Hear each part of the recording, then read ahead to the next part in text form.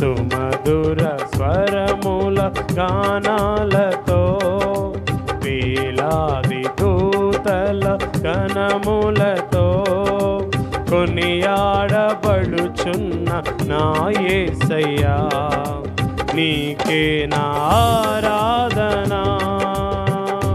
మహదానందమే నాలో పరవశమే, నిన్ను స్తుతించిన ప్రతి క్షణం. మహదానందమే నాలో పరవశమే, నిన్ను స్తుతించిన ప్రతి క్షణం. సుమధుర స్వరముల గానాలతో